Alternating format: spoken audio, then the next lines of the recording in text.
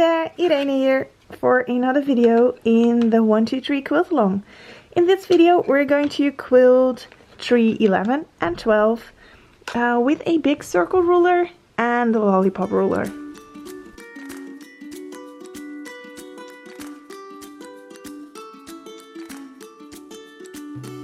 Let's start with tree 11, and for that I'm using the 7-inch circle ruler by Amanda Murphy, and I marked a line in the center of my tree, but I have a blue marker and a green tree, so I don't think you can see it really well, but here in the center of my tree there is a vertical line, so that's the only marking that I did. And what we're going to make is a orange peel, and that means just quilting a lot of circles in a particular way, and that will make a orange peel. So yeah, I'm just going to get started and then you will see how this works. What I'm going to do first is quilt half circles down and then half circles in another direction up.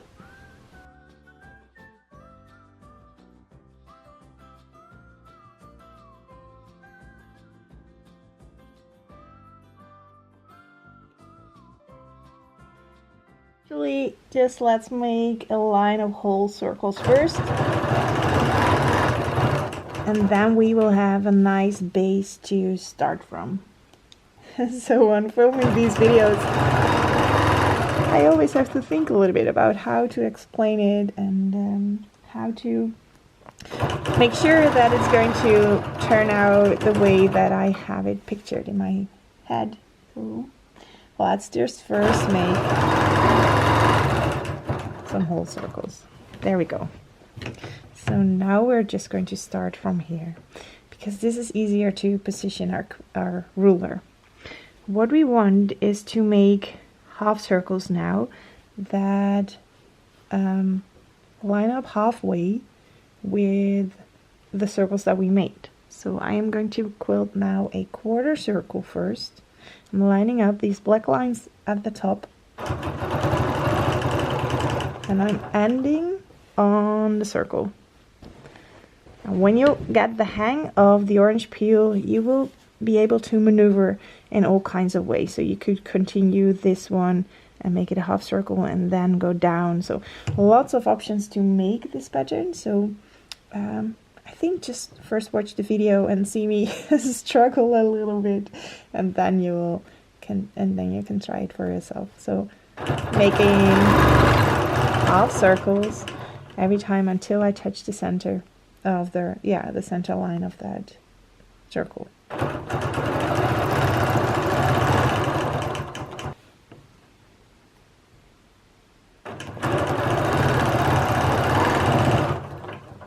And around the tree trunk it's going to be a little bit messy, so I think I'm just going to quilt the top of the tree first, and that's just easier. So what I can do now is quilt back up half circles again. So what I'm looking for is lining up this black line and this black line at the center over here, and the black line that is at the back, so at the top. Also going to line that up with the edges of the circles.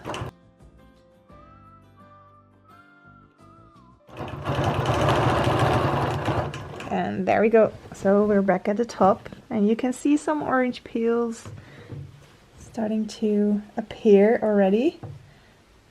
So we're just going to quilt down again, and up and down and up and down we go. So what you want to do now is make sure you just try to hit the center here. So don't line up the edge of the ruler completely to the line over here. I will show you what happens when I do this.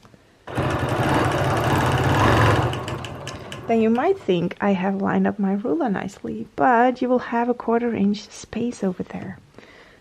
So when you line it up, not on the line, but a 1/4 inch away from the line, so that you have this black line lining up with the edge of the circle. And then you will hit that center nicely. See? So that is what we're going for.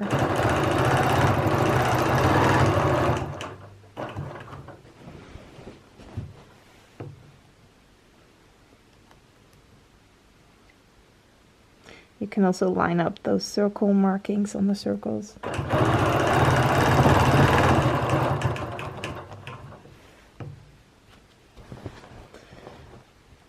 Just pick out the markings and lines that help you.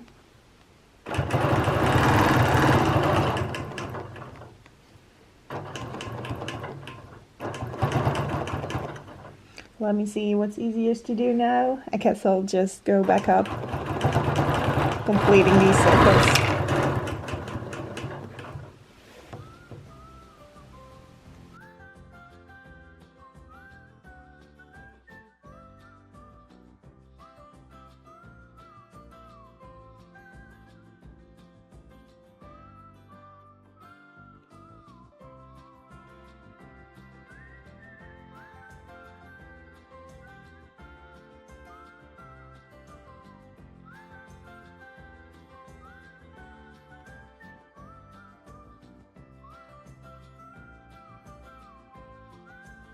And here on the side I'm just starting to puzzle and quilt the lines in both ways so that I don't have to come back to this side.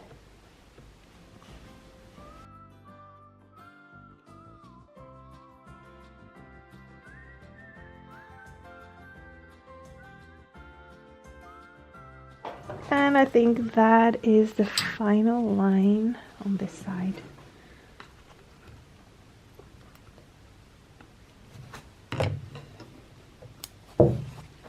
There we go, that is what my orange peel looks like. And as you might see when we zoom in,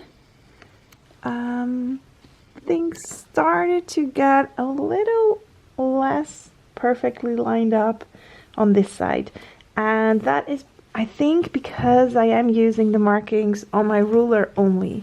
So you have a lot of markings here and I'm using that. So when my circles shift a little bit, then also the place where I line up my ruler shifts a little bit. So the further you go, the bigger you make this pattern, the less neat it's going to be. So as you can see, this point over here and this point don't line up anymore. So what you can do to prevent that is to make a grid.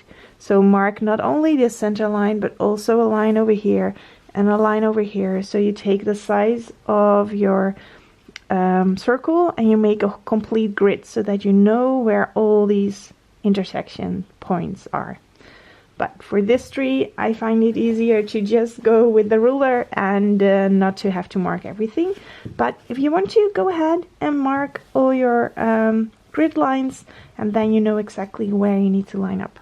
So this is the idea of the orange peel.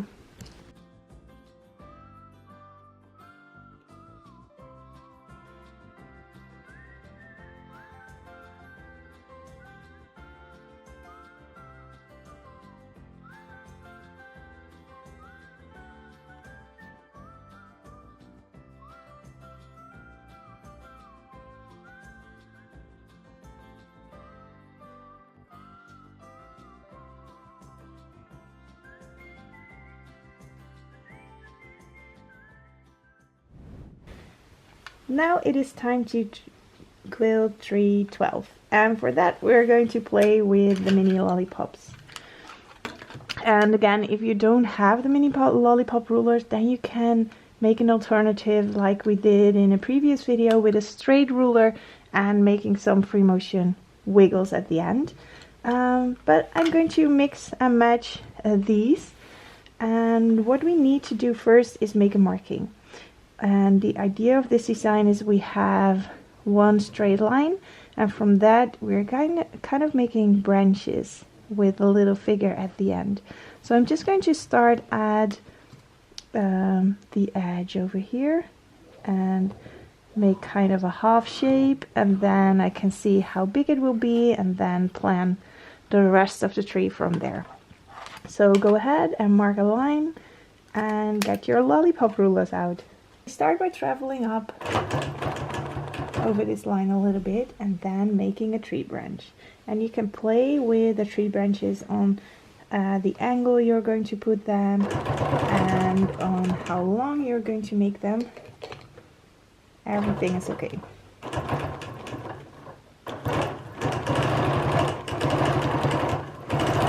And then at the end you just make a little figure and then travel back until you hit that straight line again. And then you're moving up, and then you can make one in the other direction.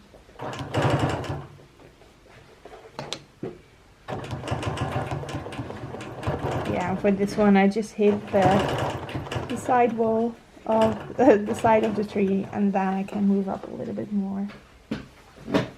We travel up on a straight line again, and then you can start mixing and matching. So you can pick one design for the lollipops or free motion design, or you can mix and match it and well, try out all kinds of shapes.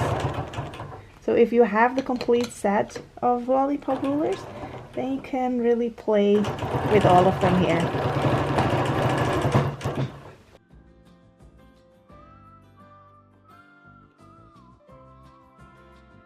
You can also vary the sides they are on, so you can alternate them every time, or you could make like I'm doing now, just randomly a few on the one side, a few on the other side, and well, just have fun with it.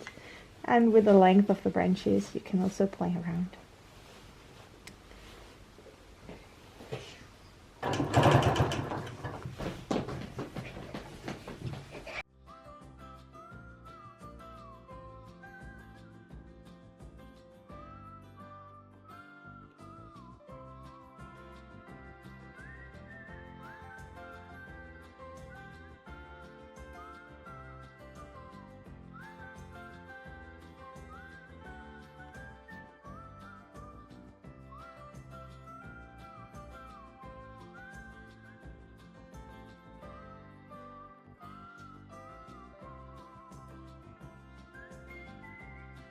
We have quilted one line with the shapes on both sides, and I think for me it's easiest to start at the bottom. So you could travel stitch over here and then make your way back down, but for me it feels easier to start at the bottom, so that's what I'm going to do. Now I just need to plan the next line. So what I will be doing is kind of measure how far out my shapes got. That is, I think, maximum of 2 inches, yeah. So then I'm just going to place this line, I think, a little bit under 4 inches. So 4 inches would be double, but it would be nice if they have some interaction or some that they get very close together. So I am going to go for 3.5 inches apart. So I'll just mark it over here.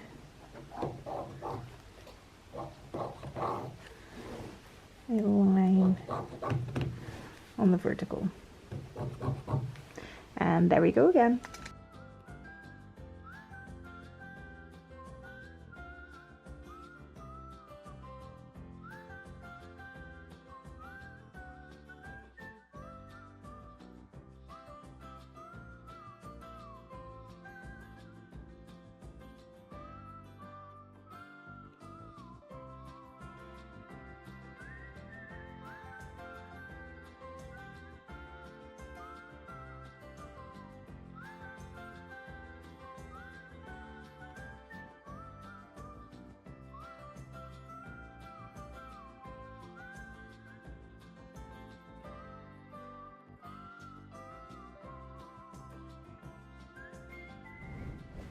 And there we have the 2 trees of this week.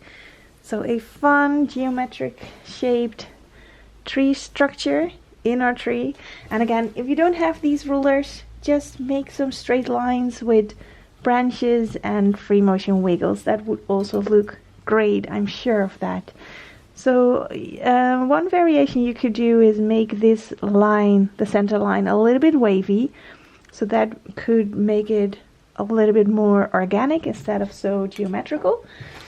And so those are some options to play with this pattern. And there we have the first tree that we quilted today, the orange peel. So also for this, you can play with the size, of course. That's one variation that you can make.